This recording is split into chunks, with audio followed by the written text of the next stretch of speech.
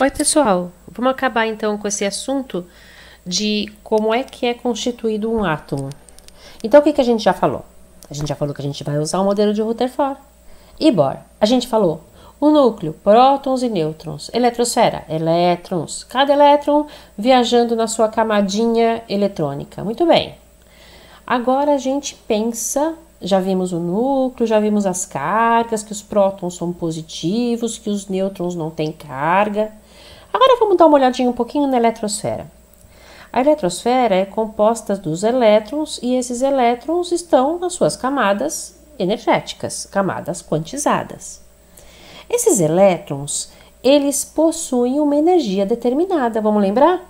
Quanto mais distante do núcleo, mais energia essa camada tem que possuir para segurar esse elétron ali. Bom, o que a gente entende? A gente entende que pode acontecer, ou melhor, é bom que aconteça, que esses elétrons tenham uma movimentação no sentido de sair do átomo ou entrar no átomo, ou entrar na constituição de um átomo que já está equilibrado eletricamente.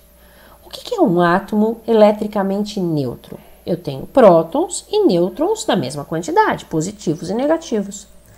Então, se o elétron sai da eletrosfera, ele vai ficar com uma carga negativa a menos, ou seja, ele fica positivo. Se o elétron entra na eletrosfera, ele vai ficar negativo, porque o elétron é negativo, ele fica com uma carga negativa a mais. A gente tem, então, o que a gente conhece como íon. O que são os íons? São elétrons que possuem carga, que a quantidade de prótons que eles têm não é a mesma quantidade de elétrons. Então, ou eles têm elétrons a mais ou elétrons a menos. Então, vamos ver. Se um átomo... Aqui, vamos pegar a canetinha. Ó, se um átomo perde elétrons, certo? Ou ele recebe elétrons, ele vai ficar com uma diferença entre os números de elétrons e de prótons. Ou seja, ele vai ficar carregado eletricamente. Meu Deus do céu, que coordenação eu tenho. Então, a gente vai chamar esses átomos que têm cargas de íons. Como é que pode ser esses íons? Pode ser de dois jeitos. Ou esse íon perdeu, então ele se tornou íon, porque ele perdeu elétron. Se ele perde elétron, ele fica positivo, ó, lembrando, hein? Elétron é igual dívida. Perdeu, ficou positivo, porque elétron é negativo. Aí a gente vai chamar esse íon positivo de cátion. Bom, outra situação, ganhar elétron. Ganhou, elétron é negativo, não é? Se ganhou, ficou negativo. Lembra, dívida, ganhou, ficou negativo. A gente vai chamar de ânion. Ah, vou precisar decorar? Vai.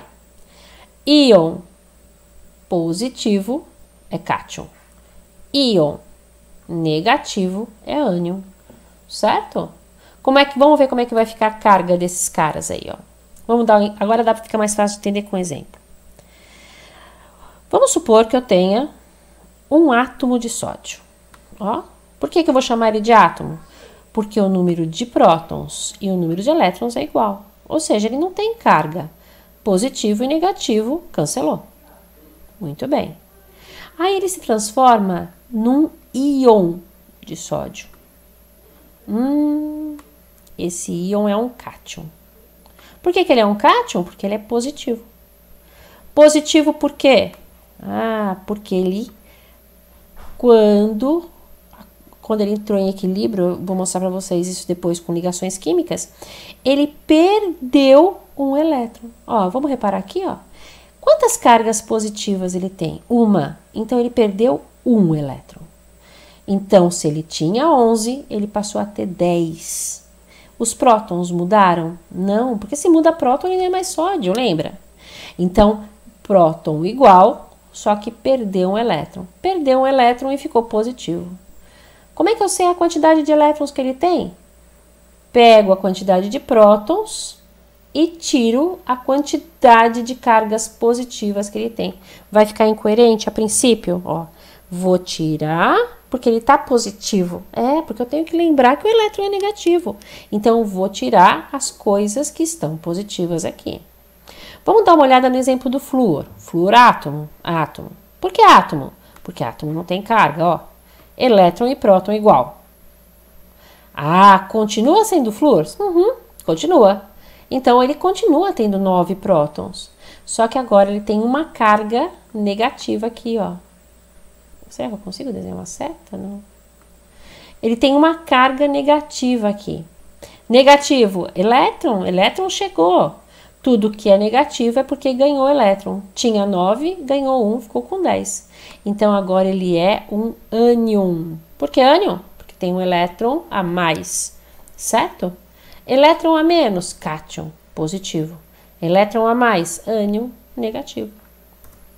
Vamos dar um exemplo aqui, ó, de um exercício que pode vir só para ver como é que a gente vai lidar com algumas questões. Ele fala que tem um determinado cátion C. Ó, cátion. Por que cátion? Ele é cátion porque ele é positivo. Simples assim, ó.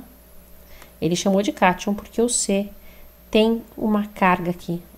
Legal, ó, ele tem uma carga 2+. O que significa isso? Ele perdeu 2 elétrons. Outra coisa que ele fala é isoeletrônico com ânion. Ó, ânion. Por que ânion, Rosana? Porque é negativo. Mas aqui ele só tem o sinal de menos. Então, ele tem uma carga negativa só. Ele ganhou só um elétron. Ele pede, qual o número atômico do ânion, ou seja, do A? E quantos nêutrons cada um deles tem, certo? Então, vamos pensar assim. Qual a informação que ele fala pra gente? Ele fala que o C, o número atômico dele é 56. Olha de onde a gente vai tirar? 56. Se o número atômico é 56, é 56 prótons. E como é positivo, ele tem 2 cargas positivas, então ele perdeu 2 elétrons. Então, ó, quantos elétrons ele tem? O ânion tinha 56, perdeu 2, ficou com 54 elétrons. Por que eu tenho que saber isso? Porque a hora que ele fala que é isoeletrônico significa que possui o mesmo número de elétrons. Então, A, eu sei quantos elétrons tem, 54. Porque é isoeletrônico com cátion C. Mas o ânion A é negativo. Ele tem 54 elétrons porque ele ganhou 1. Então, o original dele teria 53. Então, 53 é o número de próton que ele deveria ter enquanto átomo. Ó, 54 ele tem com carga. 53 ele teria se ele não tivesse essa carga. Então, o que a gente já tem? O número atômico. O número atômico de A, 53. Quantos nêutrons A tem? 127 menos esses 53 aqui. Muito bem, 54 nêutrons. Entenderam? A gente vai retomar e a gente vai fazer uma aula só de dúvida disso, tá bom? Beijo!